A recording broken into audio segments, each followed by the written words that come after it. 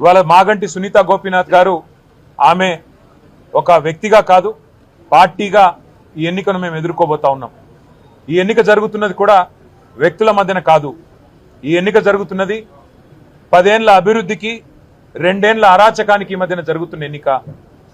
10 ఏళ్ల పారదర్శక పాలనకు ఈ 2 ఏళ్లుగా జరుగుతున్న అవినీతి పాలనకు మధ్యన జరుగుతున్న ఎన్నిక.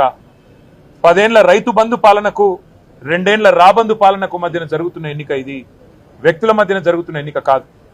మేము జూబ్లీహిల్స్ నియోజకవర్గ ప్రజలకు కూడా మాగంటి సునీత గోపీనాథ్ గారిని గెలిపించాలని అభ్యర్థిస్తూ వారి గెలుపు వల్ల మీకు రాబోయేది ఏంటిది అంటే కాంగ్రెస్ ఇచ్చిన 6 గ్యారంటీలు మీరు జూబ్లీహిల్స్లో గట్టిగా కాంగ్రెస్ పార్టీకి దిమ్మ తిరిగే విధంగా మీరు తీర్పునిస్తే తప్పకుండా రాష్ట్రం మొత్తంలో కూడా పేదలకు న్యాయం జరుగుతుంది, పేదలకు లాభం జరుగుతుంది.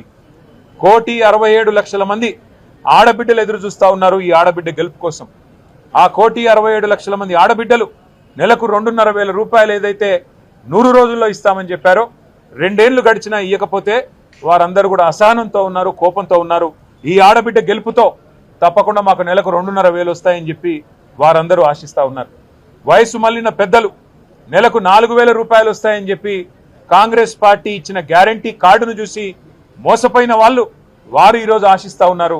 మాకు 4,000 పెన్షన్ రావాలి అంటే మాగంటి సునీత గోపీనాథ్ గెలవాలి, కేసీఆర్ గారు మళ్ళీ రావాలి అని చెప్పి వారు కోరుకుంటా ఉన్నారు.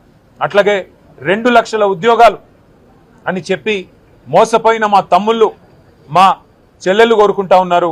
ఇవాళ మన అభ్యర్థి మాగంటి సునీత గోపీనాథ్ గారి గెలుపుతో కాంగ్రెస్ కు కనువిప్పు కలుగుతుంది. కాంగ్రెస్ కు చెంపపెట్టు లాంటి తీర్పునిస్తేనే ఆ 2 లక్షల ఉద్యోగాలు మాకు వస్తాయని చెప్పి మా తమ్ముళ్ళు చెల్లెళ్ళు భావిస్తా ఉన్నారు.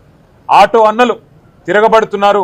మాకు సంక్షేమ బోర్డు అన్నారు, నెలకు 1000 రూపాయలు అన్నారు, మా కడుపు మీద కొట్టారు ఈ కాంగ్రెస్ వాళ్ళని చెప్పి వాళ్ళ ఆటో అన్నలు ప్రార్థిస్తున్నారు. మాగంటి సునీత గోపీనాథ్ గెలవాలి, కేసీఆర్ రావాలి, మళ్ళీ మా ఆటో కార్మికులకు మంచి రోజులు రావాలని వారు బాధపడతా ఉన్నారు.